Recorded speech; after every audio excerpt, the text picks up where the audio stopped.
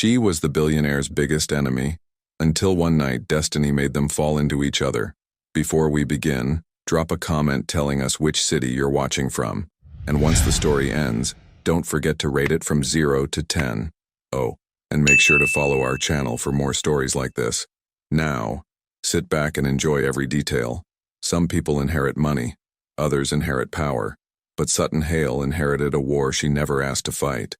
The elevator climbed silently toward the 42nd floor of Carrick Hale Industries, each floor marking another layer of the empire her father had built with his best friend.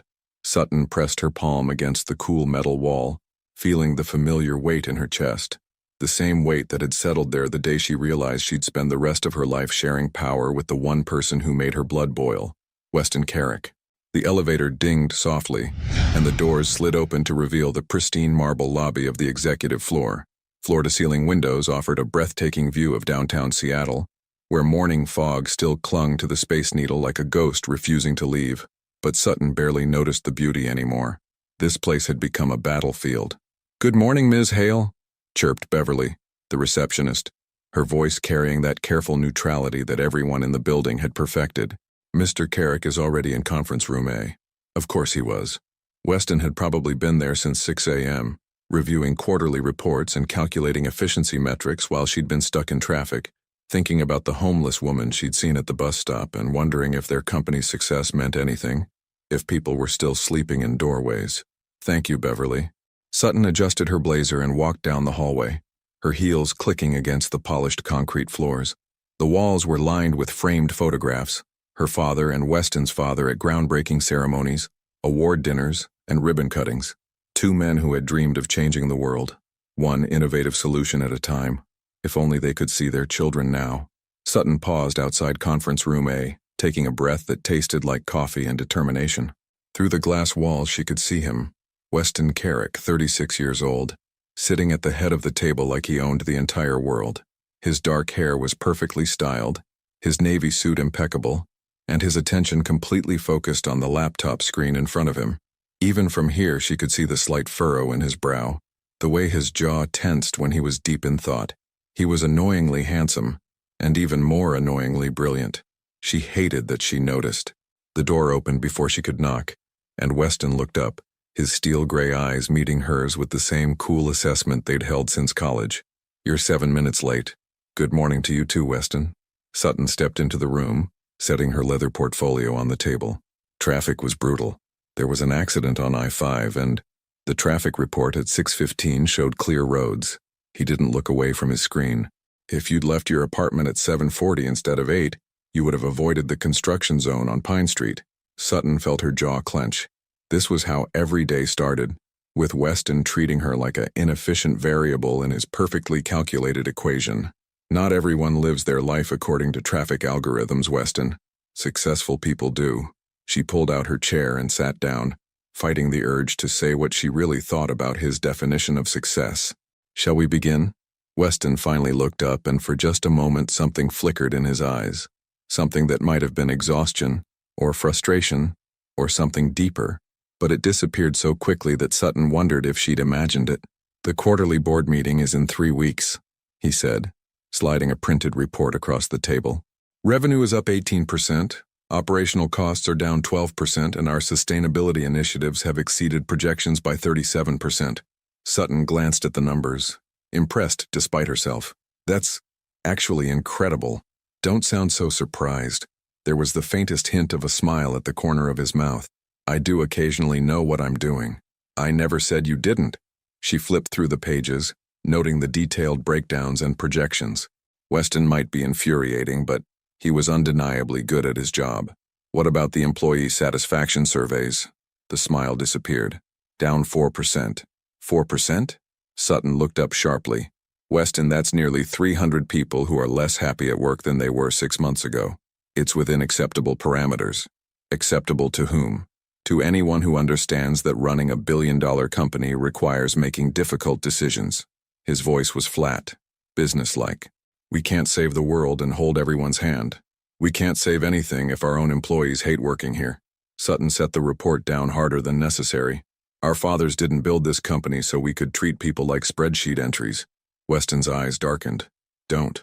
Don't what? Don't use them as ammunition in whatever point you're trying to make. He closed his laptop with a sharp click. Our fathers built this company to solve problems, not to win popularity contests. They built it because they cared about people.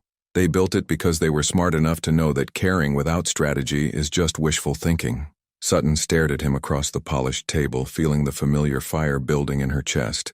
This was how it always went. Her heart against his head, her hope against his logic, her dreams against his data.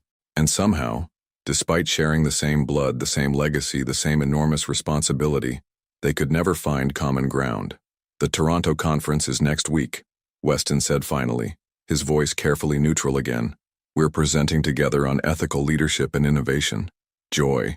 The word came out more sarcastically than she'd intended. Try to contain your enthusiasm. He stood up, gathering his papers with mechanical precision. The presentation is at 2 p.m. on Thursday. We'll fly out Wednesday morning. I'll be there. Weston paused at the door, and for a moment Sutton thought he might say something else. Something real. Something that wasn't filtered through corporate speak and careful distance. But he just nodded once. Try not to be late to the airport. The door closed behind him with a soft click, leaving Sutton alone with the morning sunlight streaming through the windows and the lingering scent of his cologne. She slumped back in her chair, staring at the photographs on the wall, their fathers young and hopeful, shaking hands at the company's founding. What would they think of this endless Cold War between their children? Sutton's phone buzzed with a text from her assistant. Reminder, staff meeting at 10 a.m. Also, there's a woman in the lobby asking about job opportunities. She doesn't have an appointment, but she's been waiting for 2 hours. She smiled, the first genuine smile of the morning. This was why she did this job. Not for the board meetings or the quarterly reports, but for the 2-hour waits in lobbies and the hope in people's eyes when they talked about their dreams. But as she headed toward the elevator, she couldn't shake the image of Weston's face when she'd mentioned their fathers. For just a second he'd looked less like the cold, calculating CEO and more like someone carrying a weight too heavy for one person to bear, just like she was.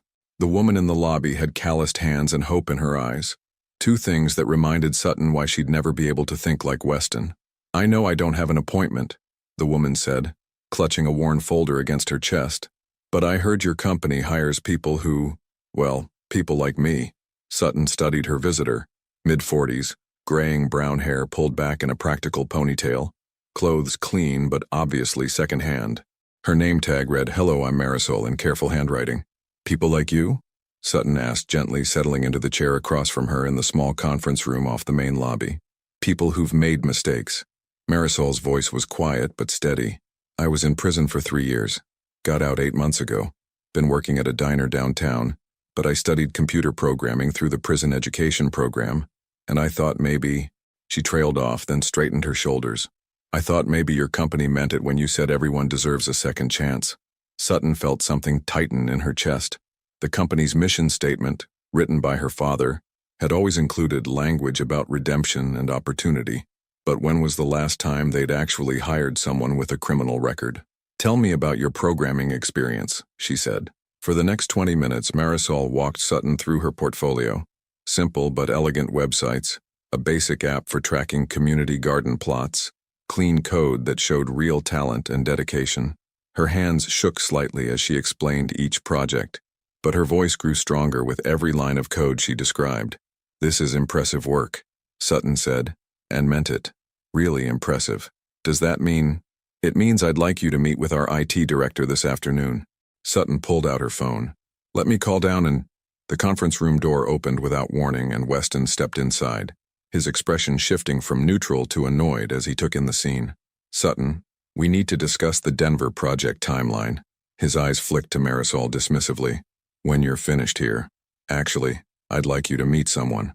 Sutton stood up, noting how Marisol seemed to shrink under Weston's cold stare. Weston Carrick. This is Marisol Santos. She's a talented programmer who's interested in joining our team. Weston's gaze moved to the folder in Marisol's hands, then back to Sutton. Does she have an appointment? She's been waiting for 2 hours, Sutton said evenly. I thought that showed initiative.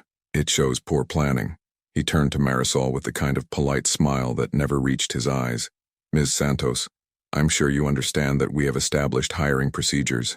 If you'd like to apply for a position, please visit our website and submit your materials through the proper channels. Marisol's cheeks flushed red. Of course. I'm sorry for bothering you. She started gathering her papers with fumbling hands. You're not bothering anyone, Sutton said quickly, shooting Weston a warning look. I was just about to call Tony in IT to schedule you an interview. That won't be necessary. Weston's voice had that final corporate tone that Sutton had learned to hate. All hiring decisions go through HR first, and all candidates need to pass our standard background screening process. The words hung in the air like a challenge. Marisol's hand stilled on her folder, and Sutton saw the exact moment hope died in her eyes. I see. Marisol stood up slowly, her dignity intact, but her spirit clearly crushed. Thank you for your time, Ms. Hale. I appreciate you listening to me. Marisol, wait. But she was already walking toward the door, her shoulders set in a way that said she'd expected this rejection, but had dared to hope anyway. When the door closed behind her, Sutton turned on Weston with fury blazing in her chest. What the hell was that? That was me preventing you from making a hiring decision based on emotion instead of policy. He moved to the window, hands clasped behind his back. We have procedures for a reason. She's talented. She's also a convicted felon. She served her time. And statistically, she's 43% more likely to— Stop. Sutton held up her hand, feeling sick. Just stop. Don't you dare reduce that woman to a statistic. Weston turned around, and for a moment she saw something flicker across his face. Something that might have been regret. But it was gone so quickly she couldn't be sure. This company employs over 3,000 people, he said quietly.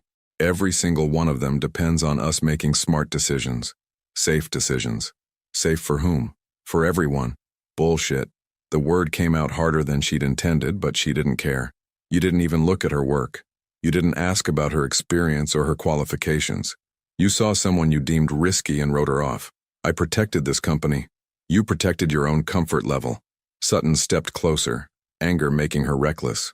When did you become so afraid of taking chances on people? Something dark flashed in Weston's eyes. The day I realized that other people's second chances could destroy everything our fathers built.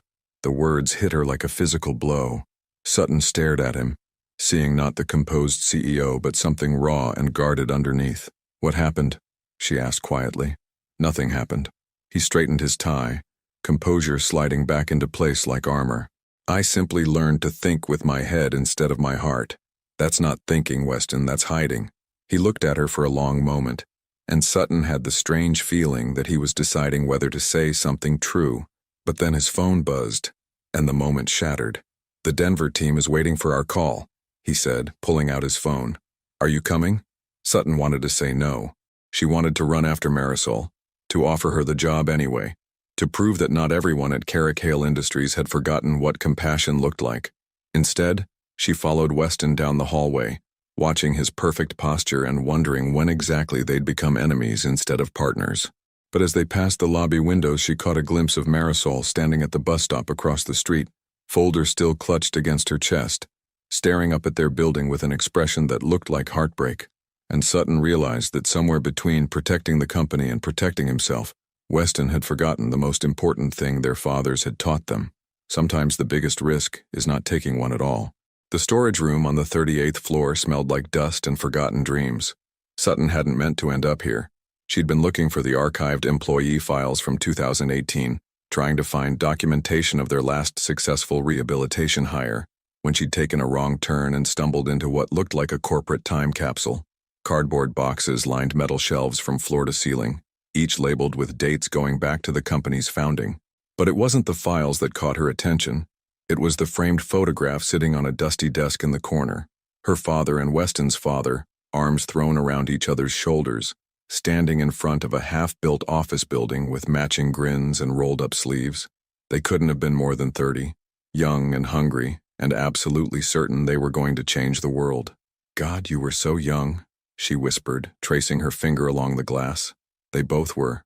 Sutton spun around to find Weston standing in the doorway, his usually perfect hair slightly mussed and his tie loosened. He looked tired, more tired than she'd ever seen him. I didn't hear you come in, she said. Beverly told me you were looking for old employee records. He stepped into the room, his eyes fixed on the photograph. I thought you might need help finding them.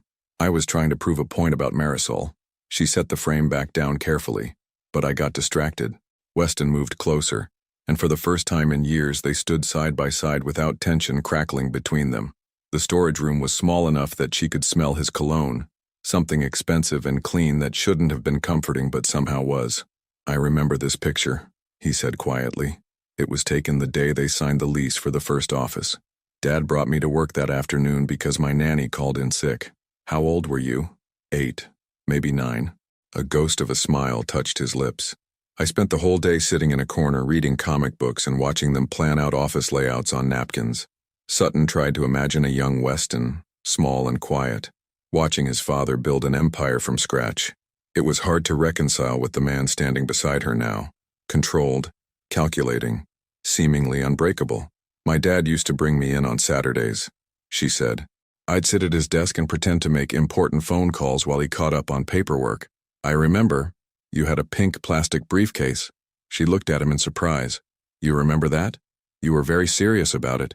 You'd march around the office, telling anyone who'd listen that you were going to be the boss of everything when you grew up."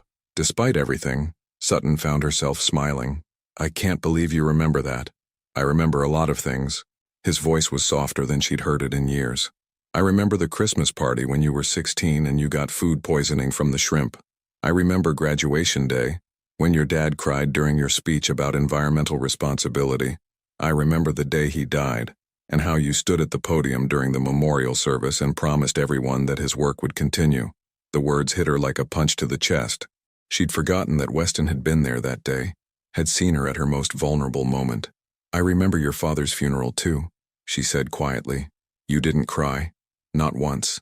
Even when they lowered the casket." "No." His jaw tightened almost imperceptibly. "I didn't." "Why not?" For a long moment he didn't answer.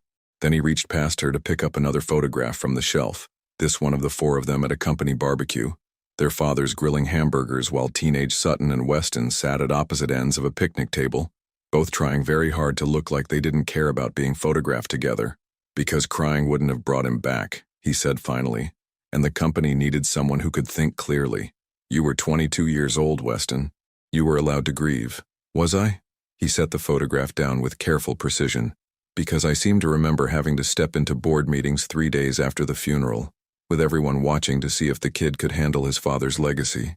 I remember having to make decisions that affected thousands of people while I was still figuring out how to sleep without nightmares." Sutton stared at him, seeing something she'd never seen before. Not the polished CEO, but the young man who'd had to grow up too fast, who'd learned to bury his emotions so deep that maybe he'd forgotten how to feel them at all. "I didn't know," she said softly. "Of course you didn't. You were dealing with your own grief." He turned to face her, and his eyes held a weariness that went bone deep. "But you got to fall apart, Sutton. You got to cry at board meetings and make emotional decisions and have people pat your shoulder and tell you it would get easier. I got to be the responsible one. That's not fair." "No," he agreed. "It's not, but it's what happened." They stood in the dusty silence, surrounded by the ghosts of their father's ambitions and their own complicated history. Sutton felt like she was seeing Weston clearly for the first time, not as the enemy she'd been fighting for years, but as someone who'd been carrying the same impossible weight she had, just in a different way. "The woman today," she said. "Marisol. You didn't reject her because of statistics, did you?" Weston's smile was bitter. "No. I rejected her because 5 years ago, I took a chance on someone with a criminal record, someone who seemed genuine and desperate for a second opportunity, someone a lot like her." "What happened?" "He embezzled $40,000 and disappeared, left behind a wife and 2 kids who had no idea what he'd been doing." Weston leaned against the shelf, suddenly looking every one of his 36 years. "The wife called me crying, asking if there was any way to get the money back because they were about to lose their house. I had to tell her that her husband, the man she'd trusted, the man I'd trusted, had probably been planning it from the day we hired him." Sutton felt something cold settle in her stomach. "Weston, so no, I don't take chances on people anymore. Because when you're responsible for 3,000 jobs, you can't afford to let your heart overrule your head." He straightened up, the mask sliding back into place. "That's the difference between us, Sutton. You still believe people are basically good. I've learned that sometimes they're not." He was almost to the door when she called after him. "What if you're wrong about Marisol?" He paused without turning around.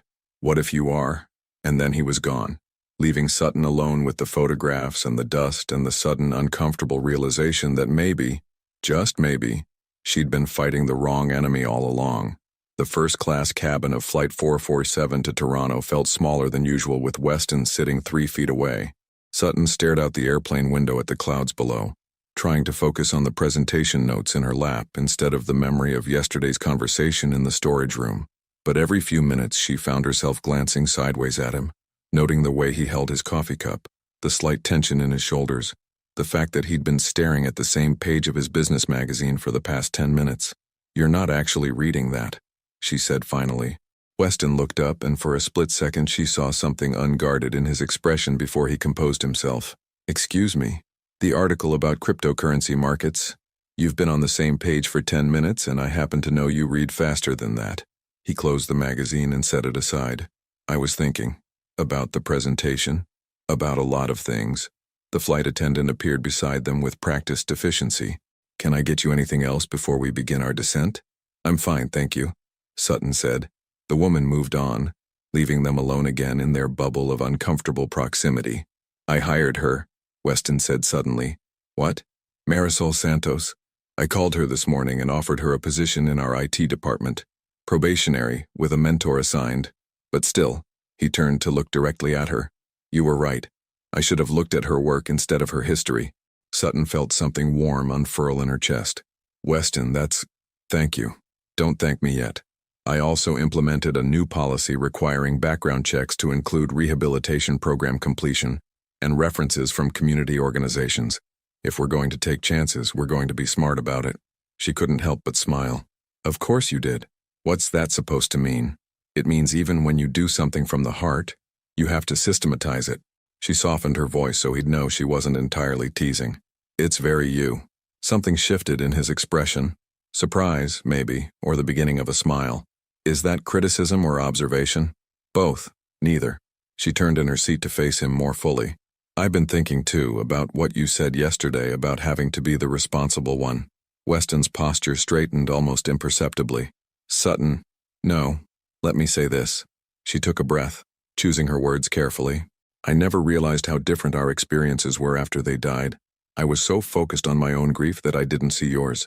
I managed fine." "Did you?" She studied his face, noting the way his jaw tightened when she pushed. "When was the last time you took a vacation, Weston? A real one, not a business trip disguised as leisure. I don't need. When was the last time you went on a date that wasn't a networking opportunity?" His silence stretched long enough to be an answer. "When was the last time you did something just because it made you happy? Happiness is a luxury I can't afford."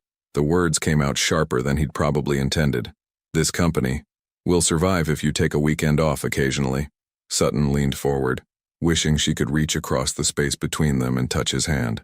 "Our fathers built this place because they loved the work, not because they were martyrs to it. Our fathers didn't inherit a billion-dollar responsibility at 22. No, but they would have wanted their sons to have lives outside of quarterly reports." Weston was quiet for a long moment, looking out his own window at the carpet of clouds below. When he spoke again, his voice was softer. "Sometimes I wonder what would have happened if they'd lived longer, if they'd had time to teach us how to work together instead of leaving us to figure it out on our own." "We would have fought anyway," Sutton said, surprising herself with her honesty. "We've been disagreeing since we were kids. Remember the summer you were 15 and I was 11, and you spent the entire company picnic explaining to me why my lemonade stand was economically inefficient?" That earned her an almost smile. "You were charging 50 cents for a cup that cost you 12 cents to make. Your profit margins were unsustainable. I was 11. Economics doesn't care about age, and this is exactly what I'm talking about." But she was laughing now, remembering the earnest teenage boy who'd drawn charts on napkins to explain supply and demand to a kid who just wanted to buy candy with her lemonade money. "You've been trying to optimize the world since you could walk. Someone has to. Not everything needs optimizing, Weston." He turned to look at her again, and this time she caught something vulnerable in his expression. "Doesn't it?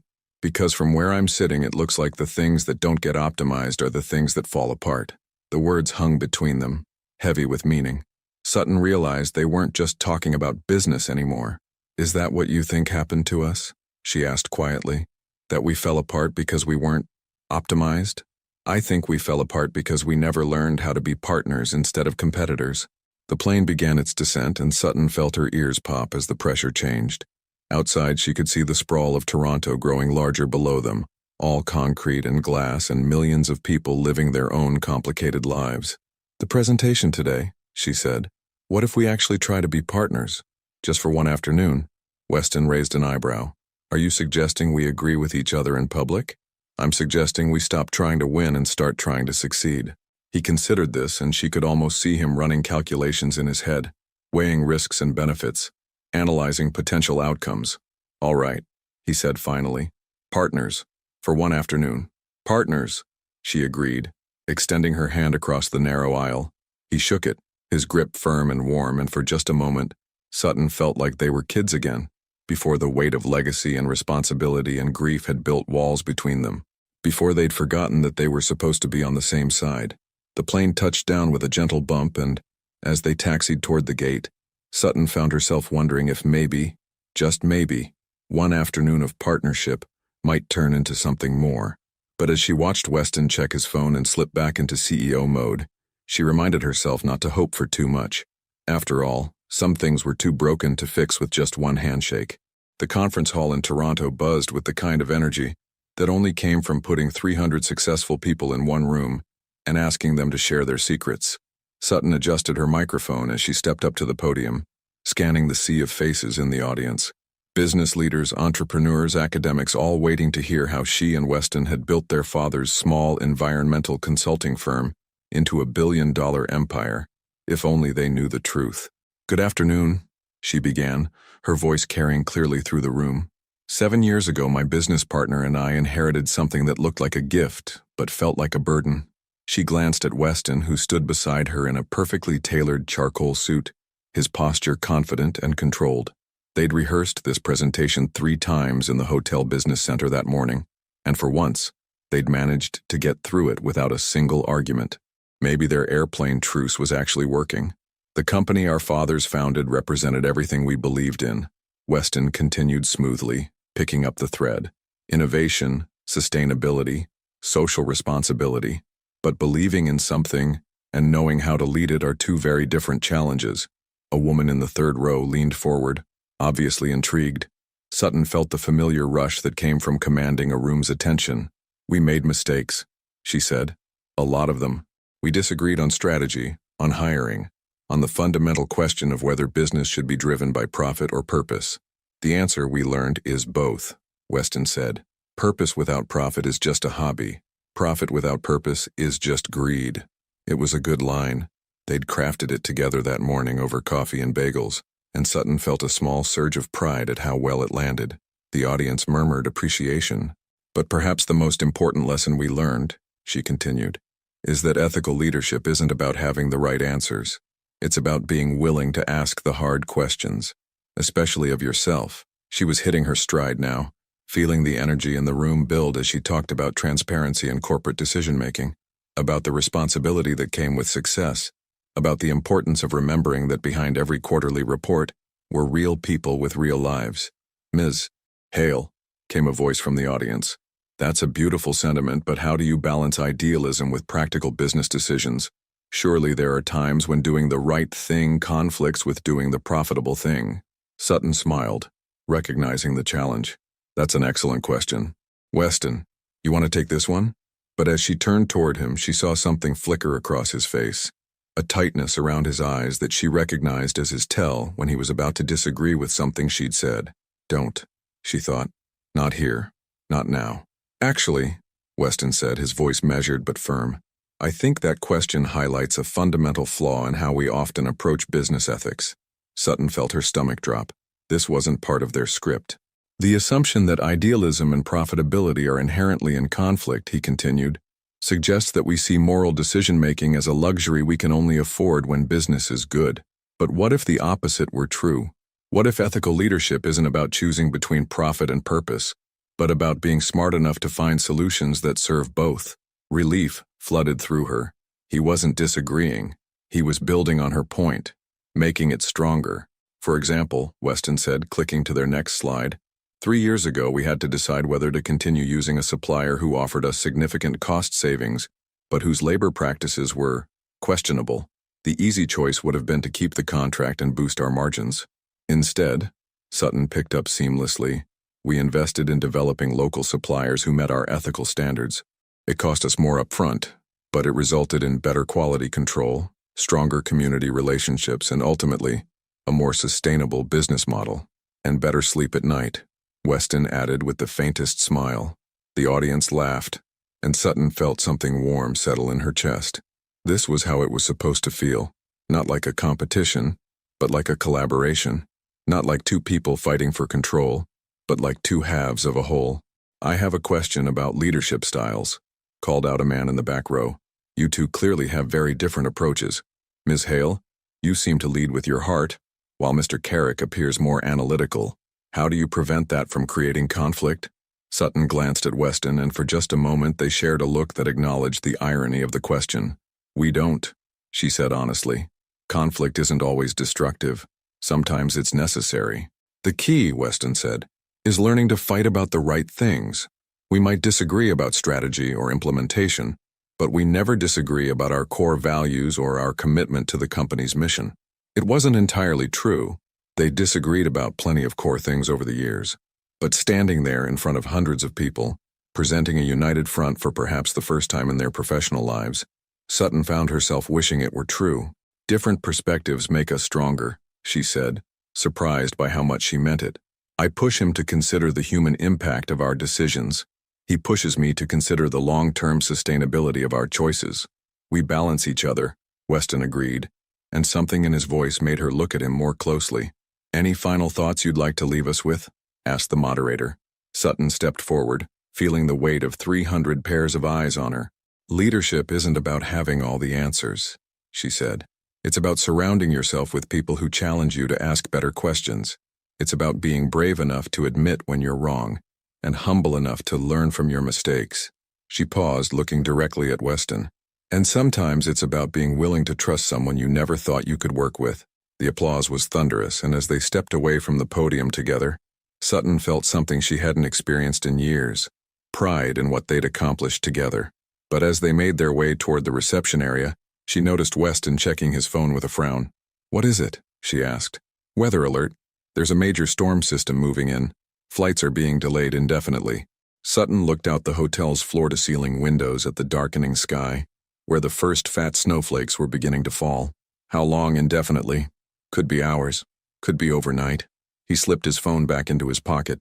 "Looks like we're stuck here for a while." And as the wind picked up outside, rattling the windows with a sound like dice being shaken, Sutton had the strangest feeling that the weather was the least unpredictable thing about to happen. The hotel lobby looked like a scene from a disaster movie. Travelers sprawled across every available chair, sleeping bags unrolled near charging stations, and a line of increasingly frustrated people stretching from the front desk to the revolving doors. "I'm sorry, but that's absolutely impossible," the hotel manager was saying to a red-faced businessman. "We're completely booked. The storm has stranded everyone." Sutton watched Weston navigate through the chaos with the same calm efficiency he brought to board meetings.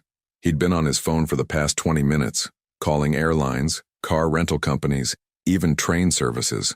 Nothing was moving in or out of Toronto until the blizzard passed. "Any luck?" she asked when he rejoined her near the concierge desk. "The airport's closed until at least tomorrow afternoon. Highway 401 is shut down completely." He ran a hand through his hair, and she noticed it was the first time she'd seen him look genuinely disheveled. "I managed to get us on a standby list for the first flight out, but we're stuck. We're stuck." Sutton looked around at the sea of stranded travelers and felt a familiar knot of anxiety in her chest. She hated being trapped anywhere, but being trapped with Weston, after the strange intimacy of their successful presentation, felt particularly unsettling. "At least we have rooms," she said, trying to stay positive. "Actually," Weston's expression grew uncomfortable. "That's complicated." "What do you mean, complicated?" "I mean the hotel made an error with our reservations. They only have one room available for us tonight." Sutton stared at him. "One room?" "The executive suite. Apparently it was booked under the company name, not our individual names, and they assumed—" He trailed off, looking anywhere but at her face. "They assumed we were together." The words came out flatter than she'd intended. "The manager offered to set up a cot in the business center, but with the generator issues they're having," he shrugged helplessly. "It's the suite, or sleeping in the lobby with everyone else." Sutton glanced around at the chaos. Crying children, snoring strangers, the faint smell of fast food and anxiety permeating everything. The choice wasn't really a choice at all. Fine, the suite. She grabbed her overnight bag with more force than necessary. But I get the bed. Actually, it has 2 bedrooms. Oh, she felt heat creep up her neck. Of course it does. The elevator ride to the 32nd floor was silent except for the soft jazz music that seemed designed to calm frayed nerves. It wasn't working. The executive suite was exactly what Sutton had expected. All marble surfaces and floor-to-ceiling windows, with a living area that could have hosted a small cocktail party and a view of Lake Ontario that would have been breathtaking if it weren't currently obscured by swirling snow.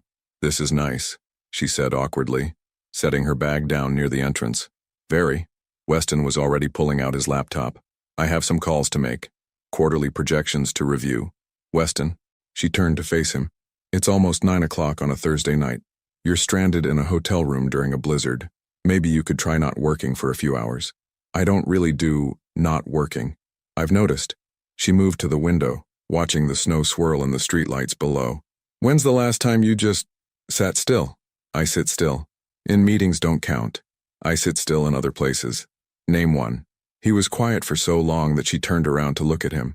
He was standing in the middle of the living room, still holding his laptop, looking like a man who'd just realized he couldn't answer a simple question about his own life.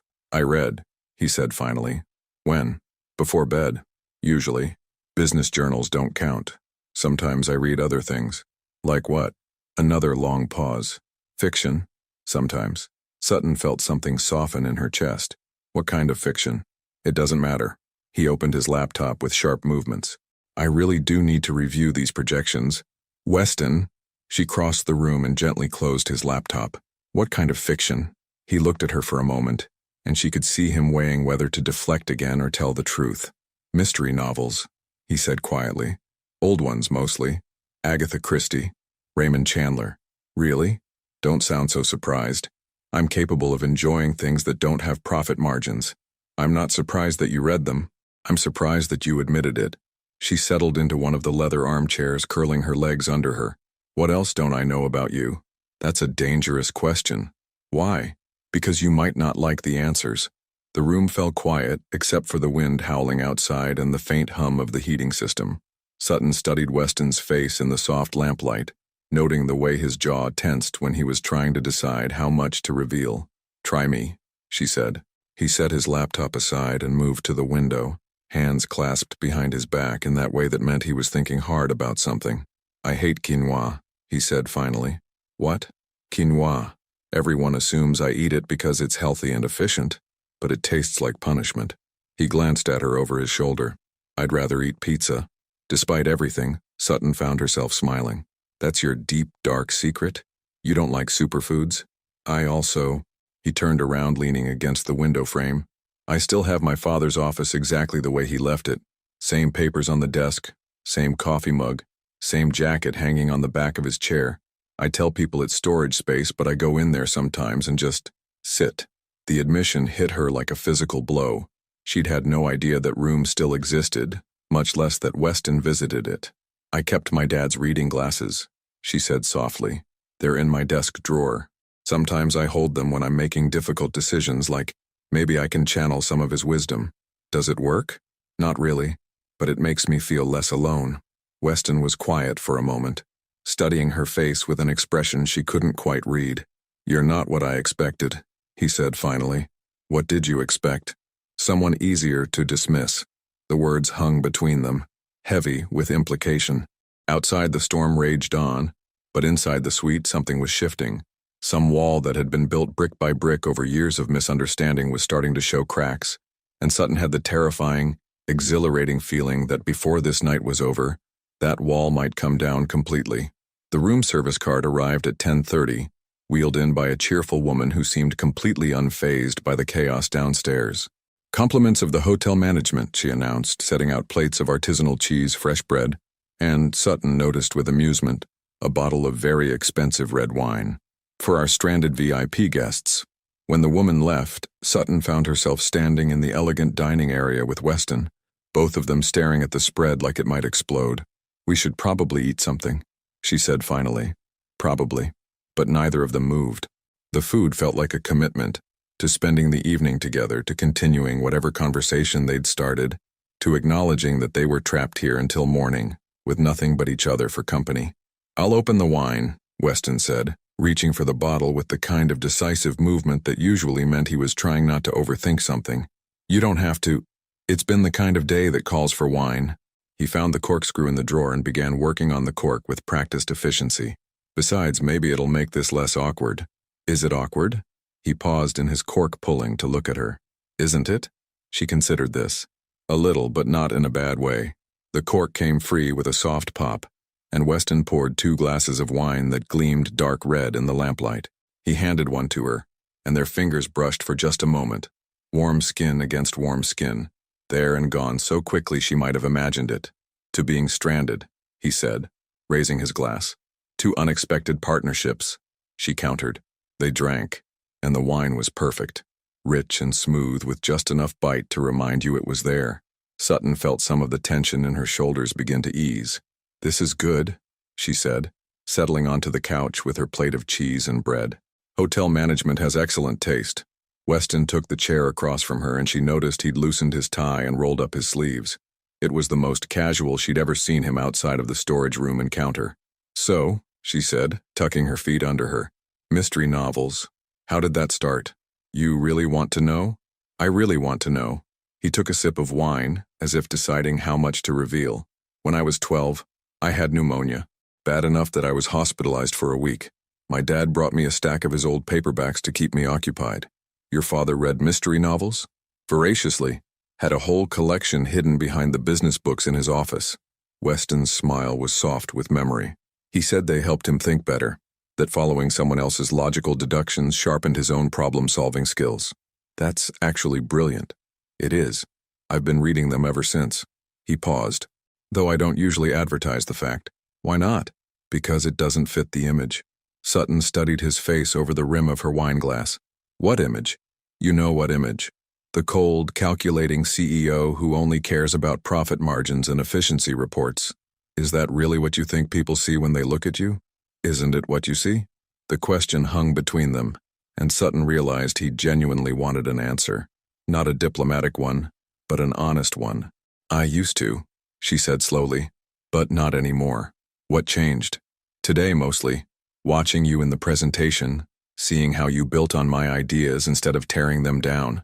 Realizing that maybe we've been so busy fighting each other that we forgot we were supposed to be on the same side." Weston was quiet for a moment, turning his wine glass in his hands. "I never wanted to fight with you," he said finally. "Then why did we?" "Because," he set down his glass and leaned forward, elbows on his knees. "Because when my father died, everyone expected me to become him overnight.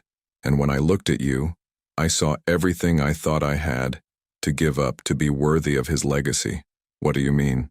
"You care so openly. You make decisions with your heart and somehow they turn out right more often than they should."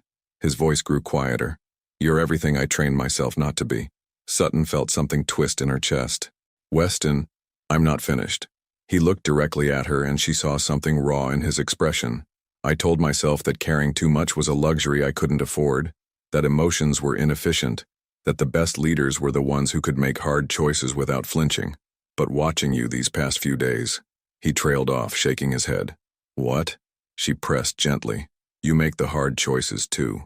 You just don't pretend they don't cost you something." The wind rattled the windows and snow continued to swirl outside like the world was being erased and rewritten. Inside the suite, the silence stretched between them, full of things neither of them seemed ready to say. "Can I tell you something?" Sutton asked. "Yes. I've always been a little bit afraid of you." His eyebrows rose. "Afraid of me?" "Not afraid like I think you'll hurt me. Afraid like," she searched for the right words, "like you see things so clearly that you might see right through me and realize I have no idea what I'm doing half the time." "You think I have any idea what I'm doing? Don't you?" "Sutton," his laugh was rueful, "I've been making it up as I go along for 7 years. The difference is that I'm better at hiding it." She stared at him, this man she'd worked beside for so long, and realized she was seeing him clearly for the first time. Not the polished CEO or the cold strategist, but someone who'd been carrying the same fears and doubts she had, just in a different way. "We're a mess," she said softly. "We are. Our fathers would probably be horrified." Probably. He picked up his wine glass again and she noticed his hand wasn't entirely steady. Or maybe they'd understand better than we think. Outside, the storm continued to rage, but inside the suite, something had shifted. The air felt charged, like the moment before lightning strikes, full of potential and danger and the promise that nothing would be the same afterward. And as Sutton met Weston's eyes across the coffee table, she realized they were standing at the edge of something that couldn't be undone. The question was whether they were brave enough to jump. The wine glass slipped from Sutton's fingers. It happened in slow motion, the crystal tumbling through the air, dark liquid arcing out like spilled secrets, both of them lunging forward to catch what couldn't be caught. Their hands collided over the coffee table, wine splashing across expensive marble, and suddenly they were inches apart, breathing the same air close enough that she could see flecks of gold in his gray eyes. "I'm sorry," she whispered, though she wasn't sure what she was apologizing for. "Don't be." His voice was rough, different than she'd ever heard it. Neither of them moved to clean up the mess. Neither of them moved at all, except for the slight tremor in Weston's hand where it covered hers, warm and solid and impossible to ignore. Sutton. Her name on his lips sounded like a question and a prayer and a warning all at once. I know. She did know. Knew they were standing at the edge of something that would change everything. Knew that smart people would step back. Knew that she'd never been particularly smart about the things that mattered. "This is a terrible idea," he said, but his thumb was tracing across her knuckles, sending electricity straight up her arm. "The worst. It'll complicate everything. Everything's already complicated." Outside, thunder rolled across the lake, snow turning to sleet against the windows with a sound like time running out. Inside, the world had narrowed to this, his hand on hers, the space between them crackling with 7 years of unresolved tension.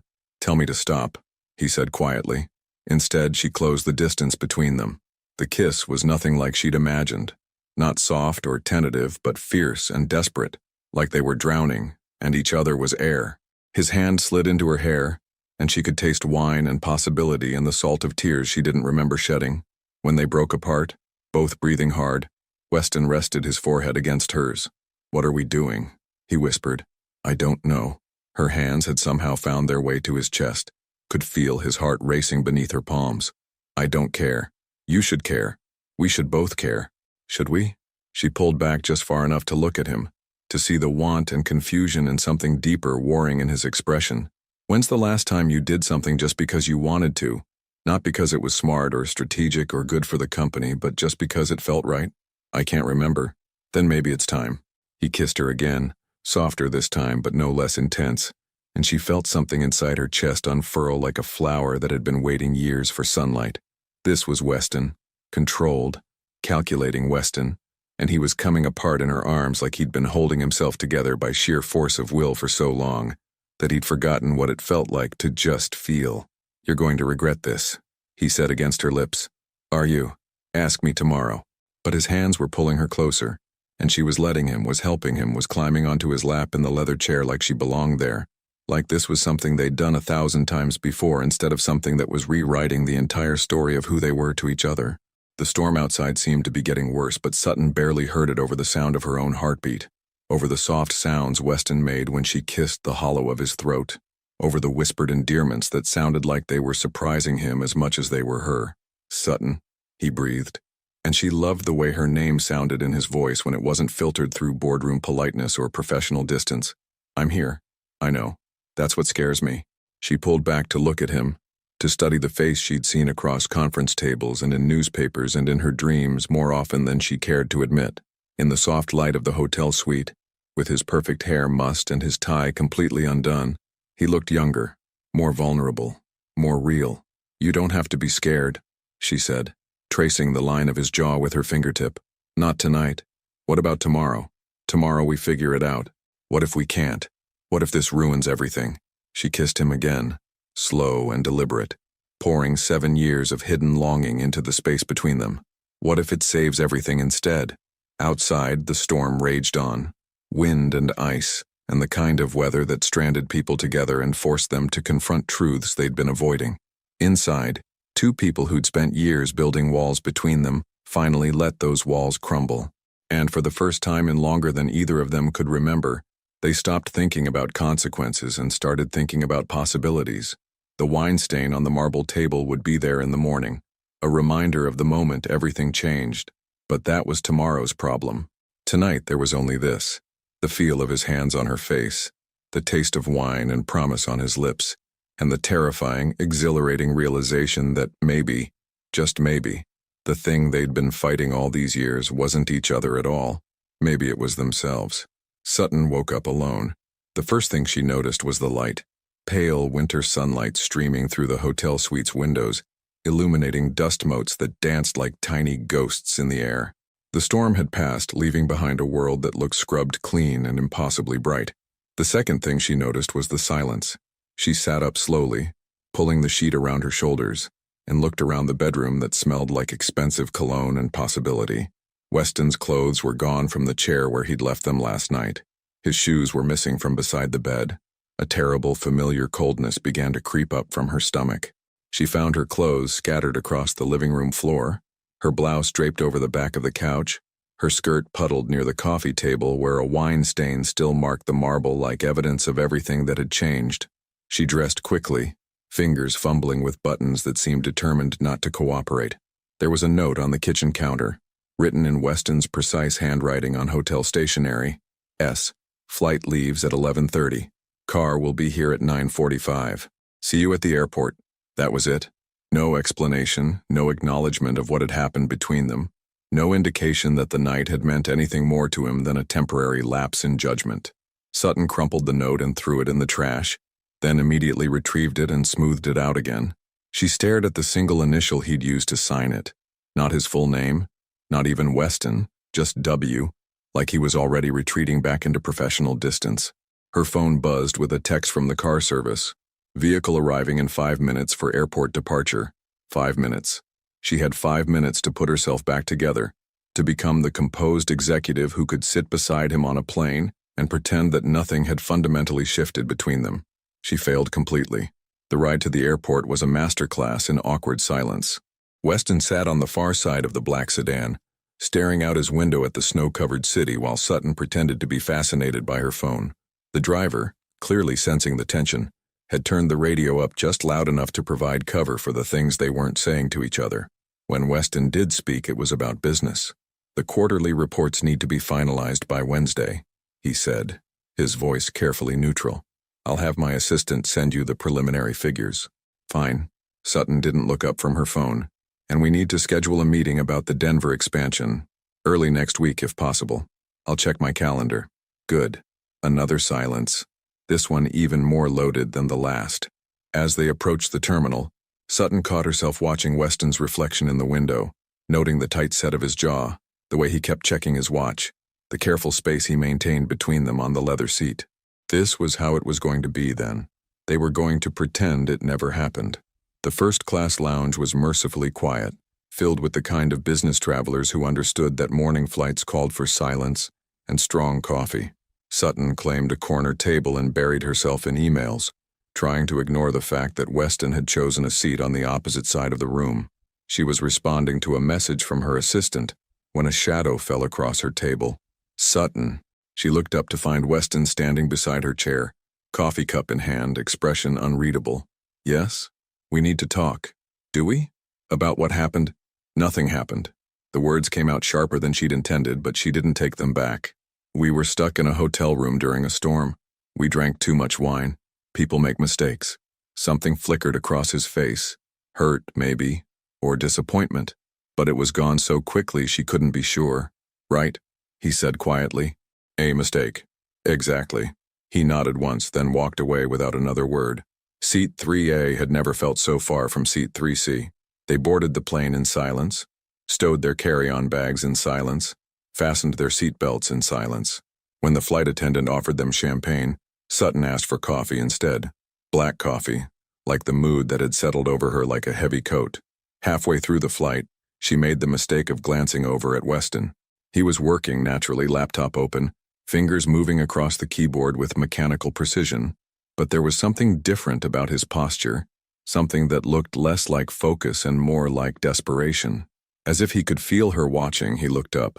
Their eyes met for just a moment, long enough for her to see something raw and unguarded in his expression before he looked away again.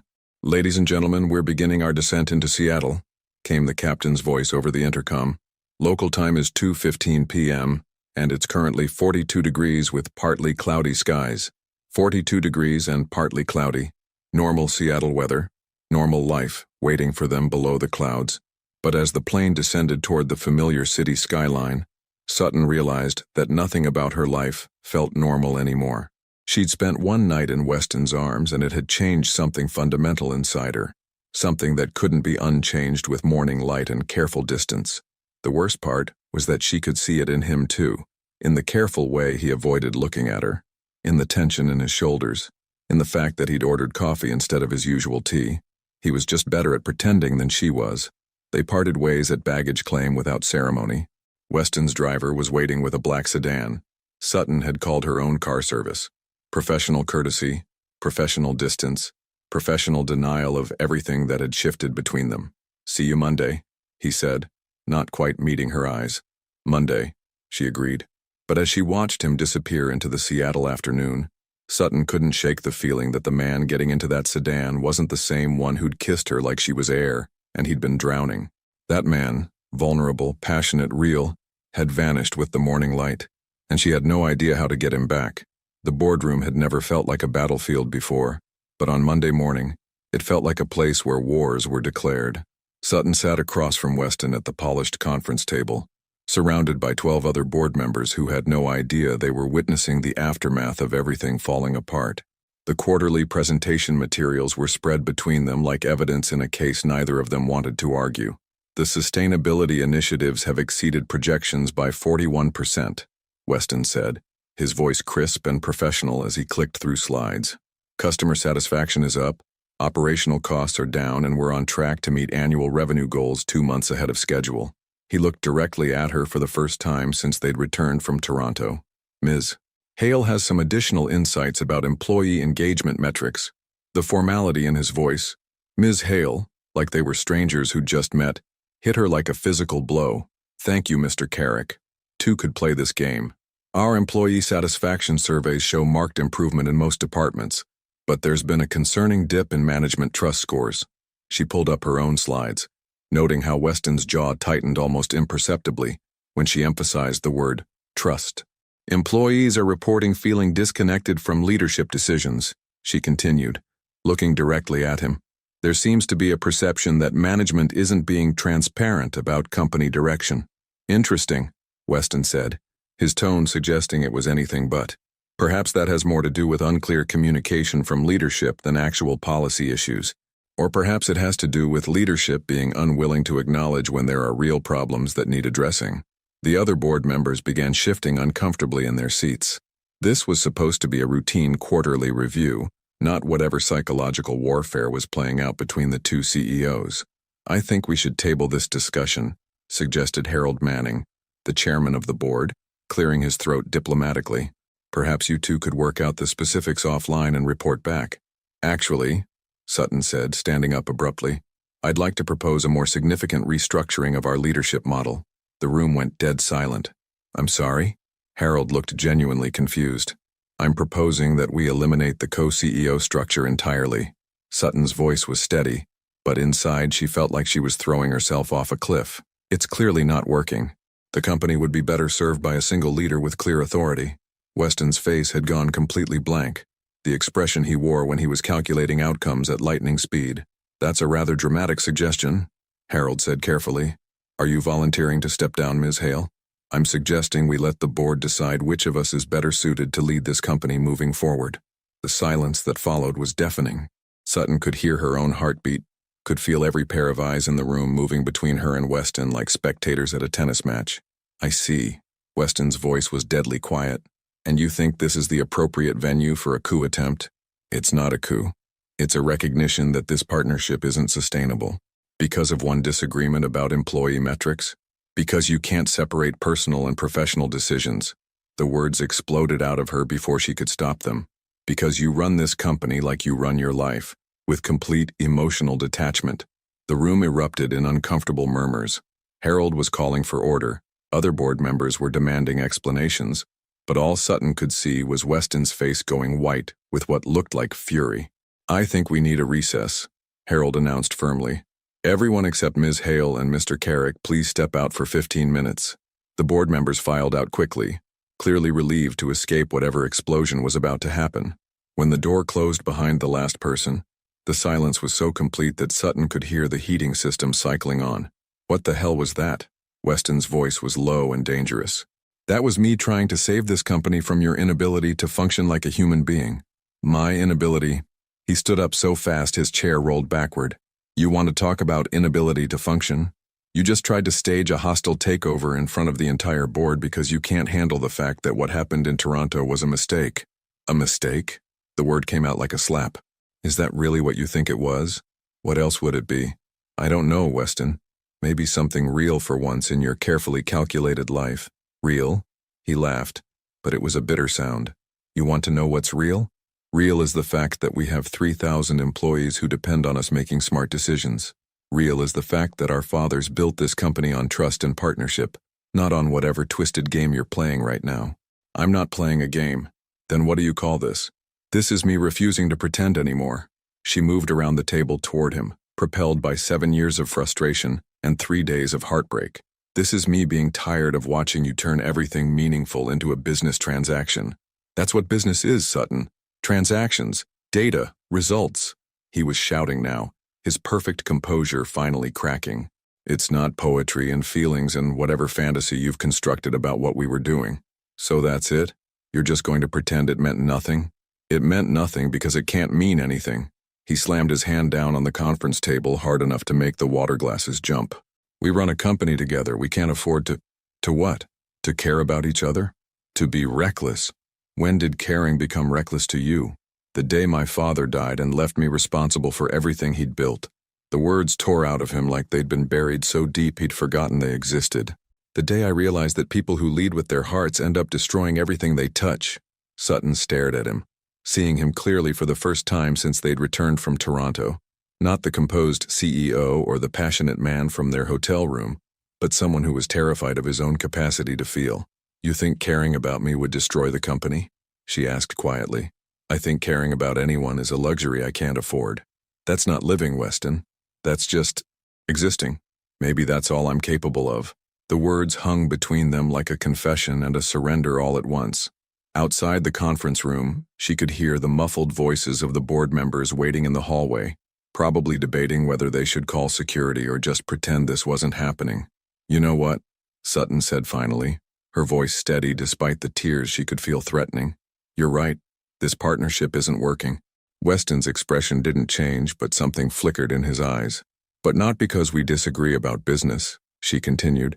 Because you're so afraid of feeling something real that you'd rather burn it all down than risk being vulnerable. She walked toward the door, then paused with her hand on the handle. For what it's worth, I don't think caring about me would destroy anything. I think it might be the first honest thing you've done in years. She opened the door and stepped into the hallway, leaving Weston alone with the silence and the weight of everything they'd just shattered. And for the first time since her father died, Sutton had no idea what happened next.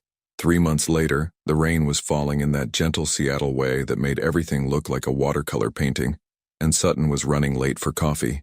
She ducked into Grind Coffee on Pine Street, shaking droplets from her umbrella and scanning the crowded cafe for an empty table.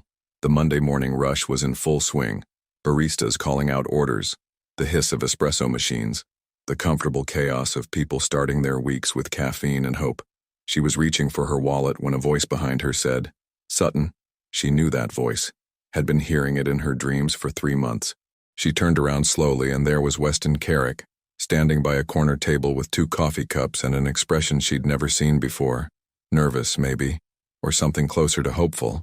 He looked different, still impeccably dressed, still devastatingly handsome, but there was something softer around his eyes, something less rigid in the way he held his shoulders. Hi, she said, because all the other words seemed to have disappeared. Hi, he gestured toward the cups. I got you a latte. Oat milk, 1 sugar. I hope it's still right. She moved toward the table, noting how he pulled out her chair, a gesture so automatic and gentlemanly that it made her chest tighten with memory. They sat in silence for a moment, the noise of the cafe swirling around them while they figured out how to be in the same space again. How are you? He asked finally. Good. Busy? She wrapped her hands around the warm cup. The transition has been smoother than expected. It had been, surprisingly. After their explosive confrontation in the boardroom, the board had voted to restructure the company leadership, not the dramatic overthrow Sutton had proposed in her anger, but a more nuanced arrangement. She would lead operations and strategic planning, while Weston focused on financial oversight and expansion. Still partners, but with clearer boundaries. Less opportunity for their personal complications to torpedo the business. "I heard about the Portland office," Weston said. "Congratulations." "Thank you, it was a team effort." "Sutton," his voice was quiet, serious. "Can I ask you something?" She nodded, not trusting her voice. "Do you remember what you said to me that last day? About caring being the first honest thing I'd done in years?" "I remember. You were right." He leaned forward, and she could see something raw and undefended in his expression. "I've been thinking about that conversation every day for 3 months. Weston, let me say this, please." He took a breath that seemed to come from somewhere deep. "I spent so long thinking that caring was weakness. That feeling too much would make me a bad leader, a bad son, a bad keeper of my father's legacy. I convinced myself that the only way to honor what he built was to become someone who couldn't be hurt by loss." Rain continued to streak the windows, and Sutton found herself thinking about storms, how they could destroy things, but also how they cleared the air. "But the thing about not letting yourself care," Weston continued, "is that you end up not living either.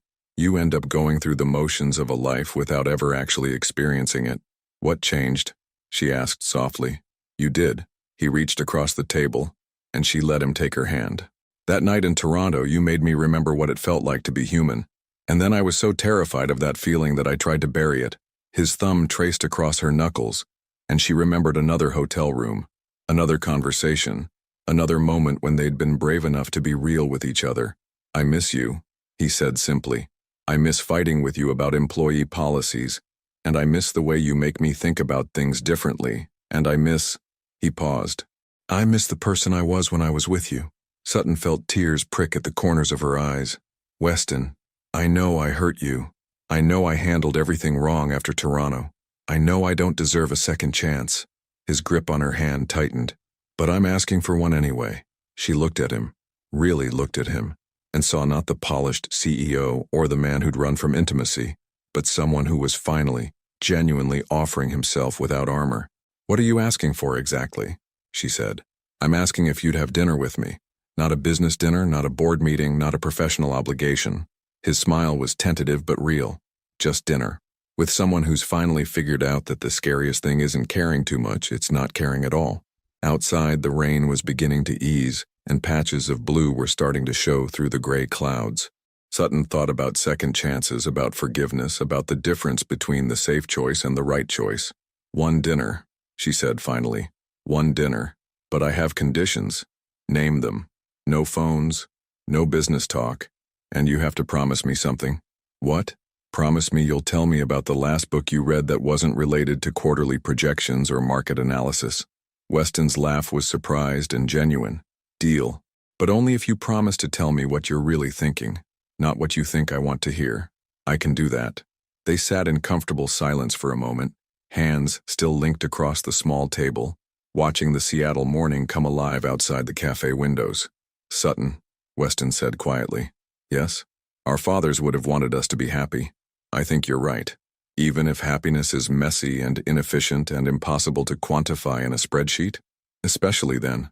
He squeezed her hand and she squeezed back, and for the first time in months, Sutton felt like she could breathe fully again. Because some things, the most important things, couldn't be optimized or systematized or controlled. Some things could only be built with patience and trust and the courage to keep trying, even when it would be easier to walk away. Some things were worth the risk of caring. "So," Weston said, his eyes bright with something that looked like hope. "Friday night?" "Friday night," she agreed. And as they walked out into the clearing Seattle morning together, Sutton realized that maybe the most revolutionary thing they could do wasn't to build a bigger company or generate higher profits or impress more boards of directors. Maybe the most revolutionary thing was to build a life, messy and complicated and gloriously, inefficiently human, together. What did you learn from this story? Would you have the courage to love someone who challenged everything you thought you knew about yourself? Your participation in this channel is very important. Please leave your opinion in the comments. Thank you for watching. If you enjoyed the story, please subscribe to our channel and leave a comment below letting us know what you thought. Your feedback and support mean a lot to us. Stay tuned for more exciting stories.